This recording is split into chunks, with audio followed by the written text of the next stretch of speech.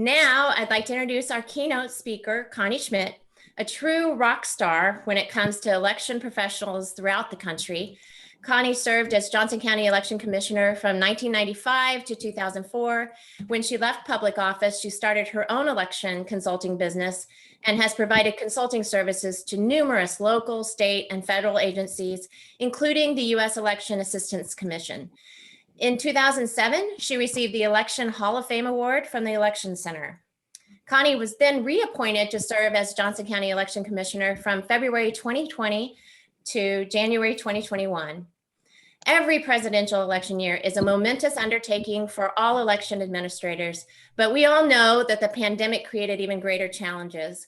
Connie led her team to do amazing things this year, definitely going the extra mile to keep voters safe and elections accessible and fair. From sending all registered voters mailed ballot applications and installing ballot drop boxes to getting election results done by 8:15 p.m. on election day, a record for Johnson County. In recognition of her leadership and excellent service during the 2020 presidential election cycle, she received the National Association of Secretaries of State Medallion Award in January. Please join me in welcoming a true Elections Hall of Famer, Connie Schmidt.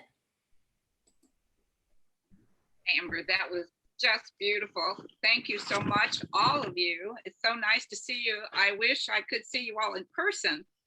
Through all of the pandemic of last year, we did a lot of Zoom meetings, and so it's very nice to be back with you. I need you to know that last year in Johnson County, returning to my old place of business, it was the thrill of a lifetime. One I'll never forget, and it was just unbelievable when I look back on it. So I wanted to start by what I always like to do, which is share the good news. The good news is that we weren't in the headlines. And the also good news is that Kansas, the whole state of Kansas was already ready last year. We didn't realize it when we heard there was a global pandemic and various things were going to start happening, but Kansas was already ready. In 1996, as you all know, we had the advanced voting law put into place. And so voters had already gotten used to having a choice. They could vote no excuse by mail, in person, or wait until election day to cast their ballot.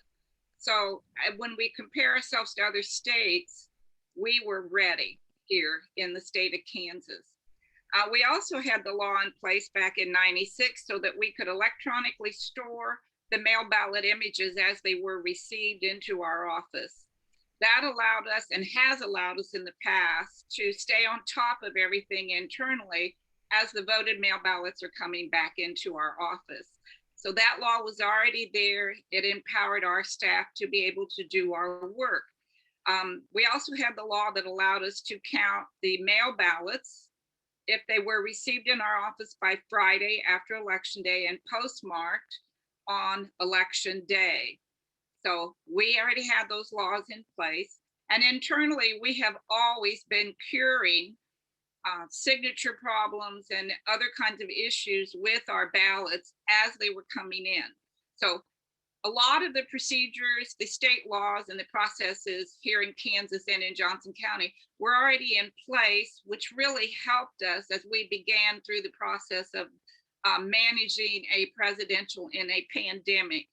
I need you to know that a presidential election, in the eyes of election administrators, we don't like to change things in a presidential election year because democracy is on a very solid, firm, concrete foundation. We don't implement new things ever, usually, in a presidential year. So across the country, my colleagues, many of them were faced with no alternatives but to have to manage new things. And so we kind of saw the outcome of that when you read through the media events of last year in various other states. And I do believe Kansas is a very strong example of we already had things in place. So we were way below the radar screen, and that's good news, but it also means the good news never really gets publicized. But we're happy we were below the radar screen. A lot of things we did last year that maybe some of you know about, but I'll go over some of them, how we managed COVID-19 pandemic through the presidential. One of the things the federal and state CARES money allowed us to do was to purchase and enhance our existing voting system. We purchased DS200 ballot scanners, and that allowed us to put those in the in-person early voting locations and in each of our polling places. It enhanced the existing equipment, and it also was much simpler for the poll workers to set up and to close down at the end of the day. And when Amber said we were finished at 8:15, part of that was the process closing down the polling places was simplified by the new pieces of equipment. So that was a good thing, a very positive thing that we were able to do. That's the good news of COVID-19. As Amber said, we mailed out advance applications. My goodness, we've never ever done that before. So that falls into the category of, whoa, we've never done this before. I wonder what's going to happen. And I can just close my eyes and see how we had to transform the front of the warehouse into tons of tables with lots of people. You don't know how many people it takes to open and flatten 10,000 applications or more that are coming in every day. So that's a lot of handwork. It has to be done by individual people to get it all accomplished. But the voters were appreciative. We mailed the August and the November applications to them in the same mailing to save costs. That really worked. We increased the in-person early voting locations for November to a total of 10. We've never done that before. That's a lot of in-person early voting locations that the staff had to manage for that extended period of time. We also opened for an extended weekend. And so that gave the voters a longer period of time, more voting locations, space themselves out, more opportunities so that they wouldn't be in a big line. Our efforts all year were to protect the voters and the poll workers. God bless the poll workers that stayed with us through the 2020 election. We increased election day polling places, and we were able to use some of the other good news, positives, are the schools weren't open. So that allowed us to use the gymnasiums in some of the high schools as polling places on election day. That was a real positive for us. Now I have to talk about the ballot drop boxes. Oh my goodness, those were implemented in about a 3-day period of time. It took a team of people from the county maintenance department to work with us and some people from the sheriff's office. It's amazing how you can pull together this team of people, and there's a lot of high energy around it. We had security cameras installed, and we had a total of 8, including the one at the election office. And we put them at county libraries and at county buildings, the Northeast building and the election office, thinking that voters know where their community library is at and where the county buildings are at. And long term, we wanted to be able to keep taking them back to those same locations. So that was a really good thing for the voters. We also during in-person early voting and on election day, another new thing is we enhanced our curbside voting efforts, which we've never really done that before. But we had a lot of voters that turned up COVID positive on election day or leading up to election day or during in-person early voting when they couldn't request a mail ballot any longer. So we had signage outside and phone numbers for them to call, and we had poll workers inside in protective gear that could take the ballots out to the car to the voters who were COVID positive and couldn't come inside. There was just a lot of stuff happening all at the same time during that process, but our efforts, number one, were to serve the voters and to keep everybody protected. Now, big thing in everything we did last year was communication. The league has helped us tremendously with that. We mailed out informational postcards to voters. We put inserts into the mail ballots as they were going out, basically to tell the voters where the drop boxes were. We could be guaranteed at the election office, whatever was on the news media the day before or that morning, that would be what our phone calls would be all day long. And so voters became very concerned about the post office. because there was a lot of things in the media about the post office was not going to be able to deliver the ballots back. And so the drop boxes were a big solution to us in that resolve, because the voters then knew they could take them to our drop box and avoid the post office. Social media, if you don't follow the election office on Facebook and Twitter, I would recommend you do that. That's how they communicate out what's happening lately. There's already a primary in a city council ward in Overland Park, because that was tweeted out on Twitter yesterday. So you can keep abreast on what's going on election-wise by following us on Facebook and Twitter. And we used it a lot. I used my personal one to keep informing the voters, and they really, really liked it. The local media, I can't thank them enough. They were there all the time, every day, many times 2 and 3 at the same time. It was a lot of effort, but I didn't shy away from it, because I used the local media to communicate to the public and the voters, and to keep telling them over and over again what they need to do and how to get through this whole problem. The Secretary of State's website has a new feature called Voter View. That was launched last year, and it was a godsend again. The voters could log on. There's a link on the election office website, and the voters can log on and they can find out if we've received their ballot application. And they can also find out if we've received their voted ballot back at the election office, and whether or not it's been processed and eligible to be counted. That eliminated a lot of phone calls, and it was a lot of trust for the voters to know what was happening with their application and with their ballot. So that worked really, really well. Internally, behind the scenes at the election office, sometimes I think I'll write a book about that, because there's a lot happens back there. And so I wanted to give you a little sneak peek. You know, in Johnson County, we have always been a county that's pretty much voted in person. We always have people that want to vote by mail, but we've never done anything like we did in 2020. So our operation, the county's investment in elections, is predominantly around voting in person. And so we had to pretty much, you know, within a few weeks, turn that whole operation around and be able to manage all of this vote by mail that we were going to be receiving.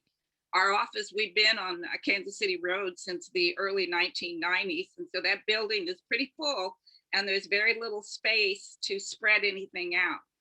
And of course, we needed to space things out because of the pandemic and the social distancing and protecting all of the part-time and the full-time staff in our office. So we did a lot of redesigning internally to the very best of our ability. We added security cameras in various places because we had a lot of ballots coming in. Those of you that know me well know that I believe each voted ballot, when it comes back, is a dollar bill. We have to count them, we have to log them, we have to balance them, and we can't lose any of them. And so we create what I call vaults. It's like a bank vault when the ballots come in. And that way we know we have them all, we know how many we have, and after we balance at the end of when we've tabulated, we know we haven't lost any of them. So all of that was happening. We had to have more people. We were lucky also. It was lucky to some of the county employees. Many of the county operations were furloughing people. So we took the furloughed county employees and reassigned them to the election office. That was a plus for us and for them. A lot of really wonderful friendships occurred there, and they got a behind the scenes look exactly what happens behind the scenes at the election office. The League of Women Voters, folks, any of you out there who volunteered and helped us with the tsunami of mail ballots when they were coming in, I think we counted up well over 500 hours were donated to the election office by those fine ladies that came in and did that, boots on the ground work behind the scenes to make this thing happen. Lots of people, it took a lot of hours to get that done. So we hand count all of them and bring them in. We did a lot of curing. That's a piece that a lot of people in the public don't understand. The applications for ballot in Kansas, we verify the signature and the voter ID before we can process it and issue a ballot. If we can't match the signature, we have to contact the voter. If they didn't put their ID on the application, we have to contact the voter. So we did a lot of curing of just the applications for the ballots, which takes a lot of people to do that. Also, we have the ballots when they come back, if the signatures don't match, or if the voters signed the wrong ballot envelope or didn't complete everything correctly, those all have to be cured. So think of it this way, in a by mail situation, the voter is not there. If they're voting in person, the voter is standing there. If we have a question, we can ask the voter. By mail, getting an application for a ballot or returning the ballot, if there's a problem, the voter's not there. So we have to go to all this effort then to reach the voter. That takes a lot of time and people. I want to talk a little about the outcomes because that was the fun part.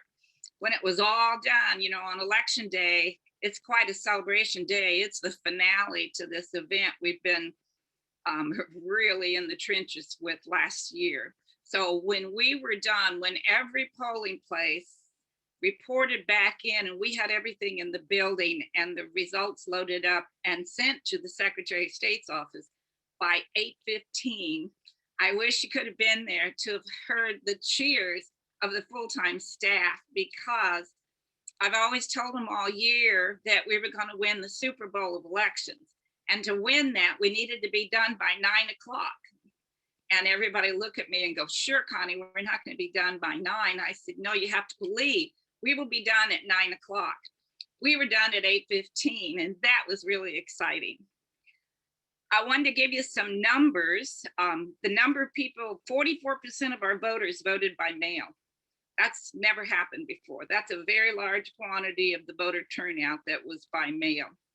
The in-person early voters were 34%. Now on election day, we voted 22%. That's the smallest voter turnout on election day.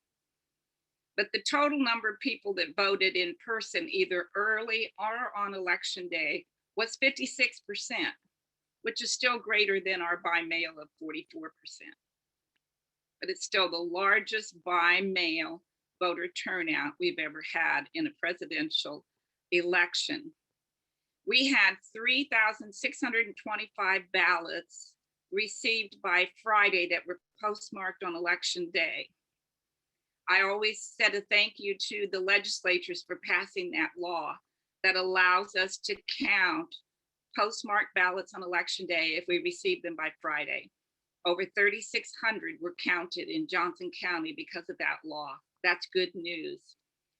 We had a total of 11,029 provisional ballots that we counted.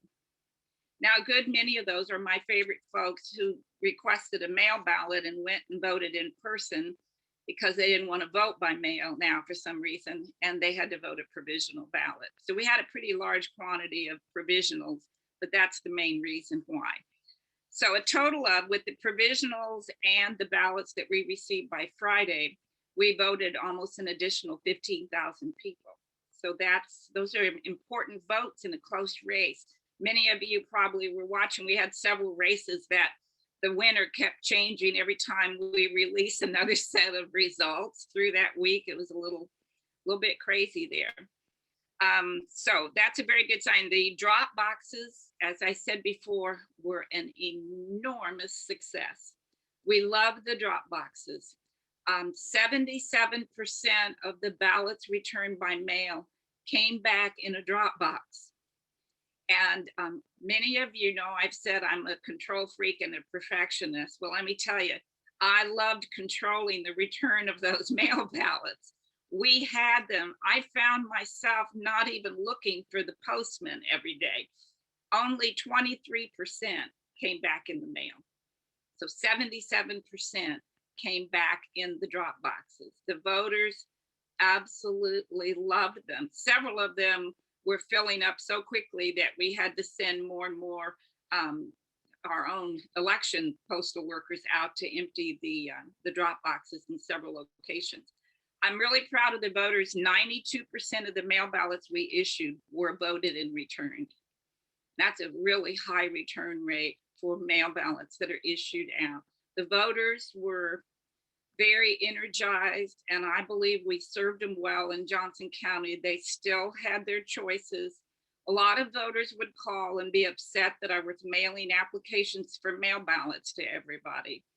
And I would just respond that our voters can vote in whichever way they want. If you don't want to vote by mail, just tear up that application and you can still vote on election day in person. So the voters had a choice. We didn't force them to vote any way, that they still were in control of how they actually cast their ballot. So that was really good. I want to talk a little bit about the challenges. I'm a big believer that people need to ask election administrators what the challenges were, because we know what they are, because we live them. Voters move after we issue their ballots. And you wouldn't believe in Johnson County how many times voters move. And when they move after we've sent the ballots come back undeliverable. And so they never got their ballot.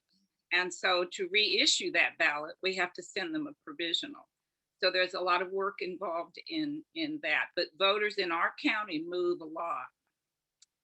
Voters also change their mind, and I talked about that. And the minute the news media would play that if you got a ballot by mail, you're probably not going to get it counted because it won't get back to the election office in time. Then we had enormous calls where people wanted to cancel their mail ballot, which we're not able to do once we've sent them out to be fulfilled and processed. So those voters went and voted in person, and they voted a provisional ballot. So the voters do change their mind. Another issue we found last year was electronic signatures. All the different ways people can register to vote now, often they can scribble an electronic signature on something on their phone or their iPad. And what we found is an electronic signature often does not match a wet signature. So signature verification can become a lot bigger issue and curing those signatures, because we can't validate that it actually was the person who did the electronic signature. So those are things, and I don't have an answer for that because we can't take technology away, but electronic signatures are going to be a problem into the future. The other big issue that we had was outside agencies helping our voters. We had a nonprofit voting group that was sending applications for ballots to select groups of voters. They didn't send them to all of our voters. They were sending them to, because I never got one, they were sending them to select groups. A lot of people, full-time staff, never got them. Other voters were getting like 5 applications from this particular group. The voters questioned why they were getting a mailing from Springfield, Missouri. The voters were distrustful of that. It kind of added a little bit of confusion for the voters. Many of them went ahead and filled them out because they thought they were coming like from us. And then we had multiple duplicate applications for ballots, which each one of those had to be worked and finalized. So it took a lot of time, a lot of county dollars, a lot of duplicate applications for ballots that came into our office. I'm not sure what the answer is for that one, because we do have a lot of outside agencies that do get involved in voter outreach, and I'm all in favor of that. But the voters did send in a lot of duplicate applications through the presidential. My final good news I want to share with you is the one you're going to see me smile a lot about, and that is the kids, the students. My energy comes from being around the future voters. And so kind of as a side event, I asked one of the staff if we could reach out to the school districts, because the kids were at home doing homeschooling through Zoom, and let's give them an art project where they could create their own vote signs for the presidential election and turn them in, and we would hang them up in all of our in-person early voting locations. You wouldn't believe some of the artwork. It included the mask over the vote sign and various things, and various people came into the office with them. The students came in with their grandparents and brought me the vote signs. It was a big high point, at least for me, to see the kids that engaged, and it connected them somewhat into the 2020 presidential election process. So that was a big fun thing for the staff internally. And I also want to tell you all that the staff at the Johnson County Election Office, they're the dream team.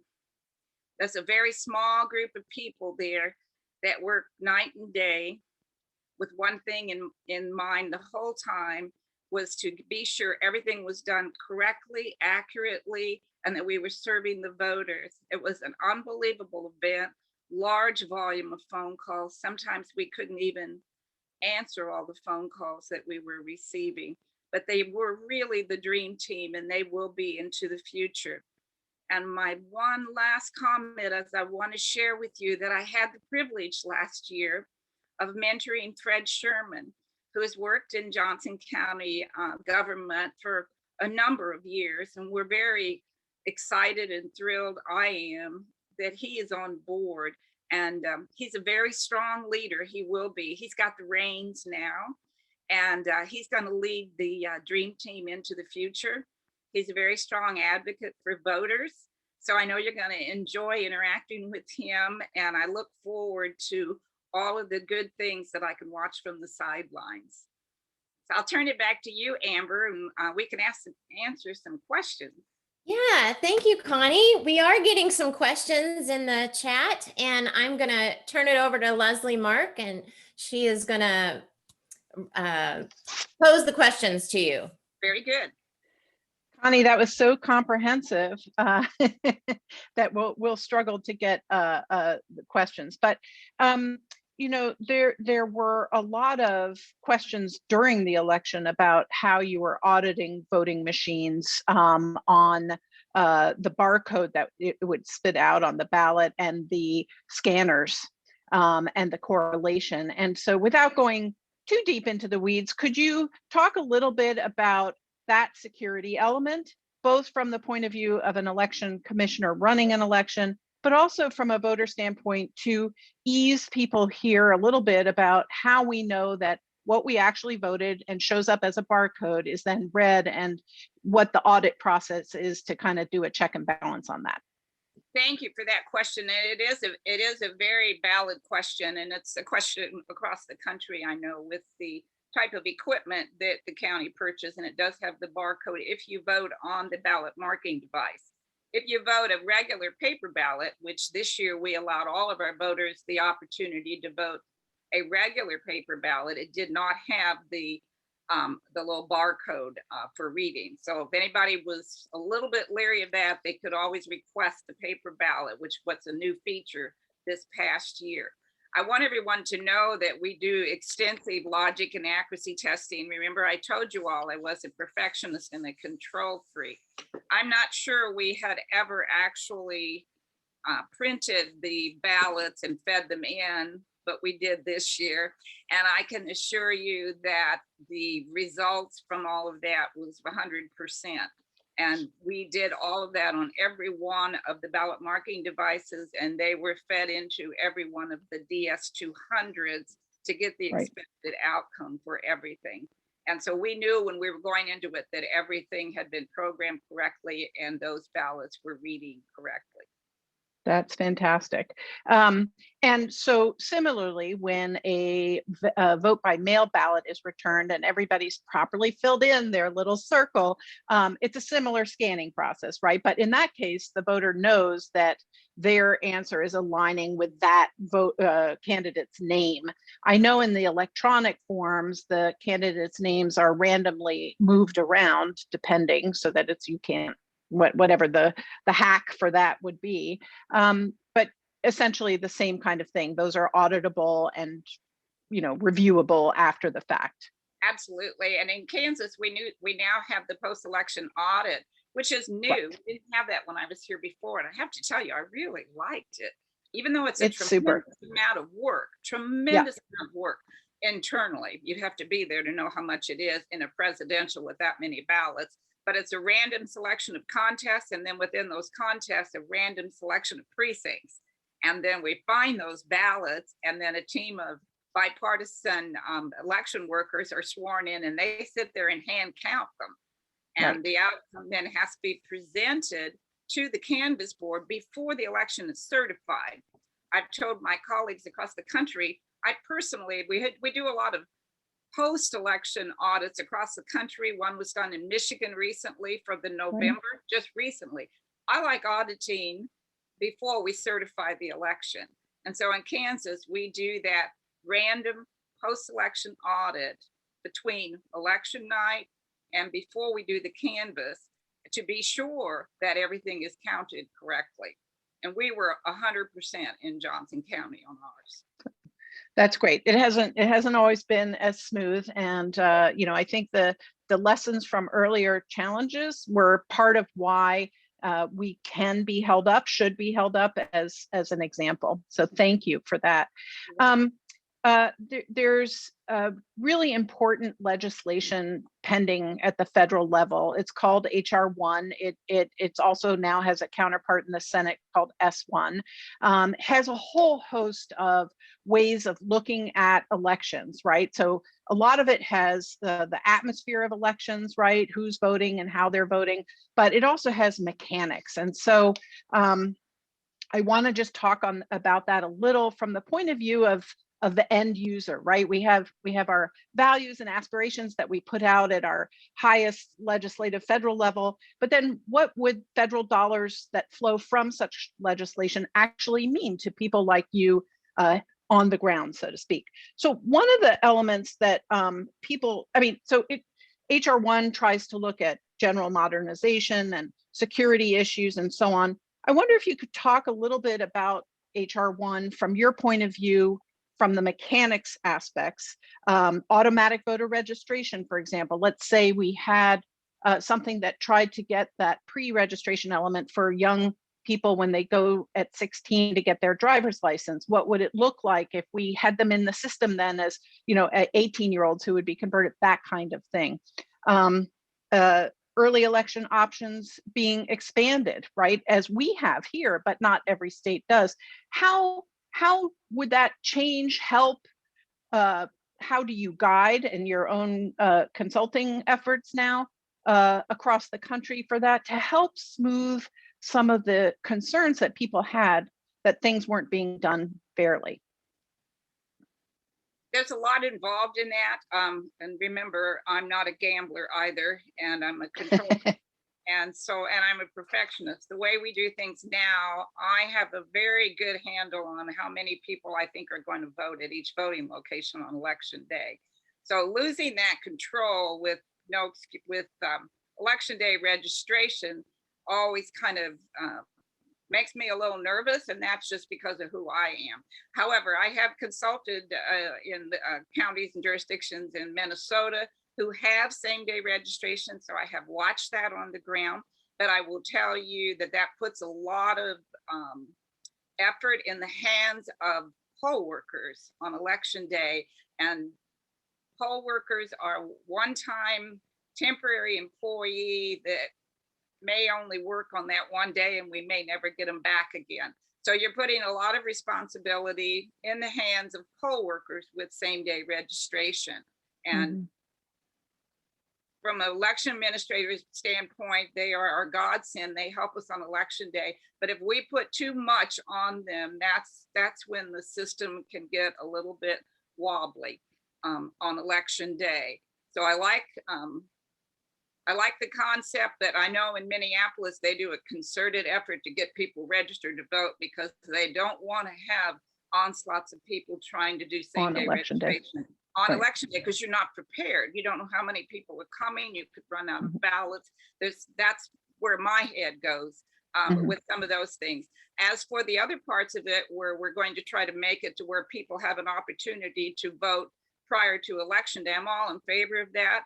However, we have to understand that we can't just push things down to everybody across the country. We have very small jurisdictions that run elections that don't have any funding, that have one or two people in their office. It's changes in election law are usually best made at the state level because they know the intricacies of the jurisdictions within each state. I'm a big believer that the federal election laws should be very, very broad, and I'm not a big believer in changing them this quickly. We're changing quickly after an election conducted during a pandemic, and I'm not convinced we have a lot of election administrators at the table on the federal laws that are out there right now. That's just my perspective. Okay. But pieces of it I'm very much in favor of. Great. That's great. A couple other comments that just have come through. One person is looking at and ask you to assess, but maybe you can in a general kind of way without being too personal in any way. But there was a lot of difference between Wyandotte County and their lower numbers and process beforehand and lower numbers in turnout and so on than Johnson County. So the question she has is, could we look at how what the issues were around that, and if the appointment of their new election commissioner will help? Was it really a different point of view in how the office was run? Again, you can comment as diplomatically as possible. Thank you. And I can easily say I have no clue how they particularly managed over there, because we were heads down in the trenches in Johnson County. So I really, and since I was only back this last year, I really don't even have a professional relationship with the previous election commissioner for Johnson County. I know there was an issue with drop boxes. I just remember that towards the end. I do too. We were, I'll remember where I was at in the car driving home when I got a call that the secretary's office had more drop boxes. Did I want any? And I said, yes. I said, how many? And we already knew, because we'd already drawn them on a map where we wanted them. And so we just grabbed those drop boxes the minute they were offered to us. So we ended up with 7 from the Secretary of State's office that were free. So maybe one way to ask is there a process for any election officer? And keep in mind, Wyandotte and Johnson are actual election commissioners. Other counties of the 105, 101 actually just have county clerks who, oh, by the way, also do election clerk. But is there a way for people to debrief collectively I'm sure between you and with the Secretary of State, but for the public to access what their lessons learned are from a pandemic presidential? Well, I think that's an excellent idea. Internally, we've always done that. When I was at the election office in the past, we'd always brought in some poll workers and some supervising judges and asked them from their perspective, did we give them everything they needed? I forgot to point out, we had over 4,000 new people volunteered to be poll workers in Johnson County. That has never happened. Our community came out because we have the majority of our poll workers were in the age category where they're at a high risk. And so we had large quantities of the younger generation that we had to train. And that was a phenomenal event. And so, yeah, I'm all in favor of all of that. Well, I hope you'll put a plug in for that kind of review and making sure that the public can access that review. Leslie, I'm sorry to interrupt. We could I know to Connie all morning long. We could. And in the chat, there's all kinds of compliments, Connie, about how proud we are of the work that you and your team did this year. We just want to thank you for your leadership and your service and your dedication to voters. And we wish you all the best in your future endeavors. And thank you so much for taking the time to be here this morning. Thank you all so much. It's been my pleasure. Y'all are wonderful. Keep up the good work. Thank you so much. Yay, Connie. Okay, so now we're going to transition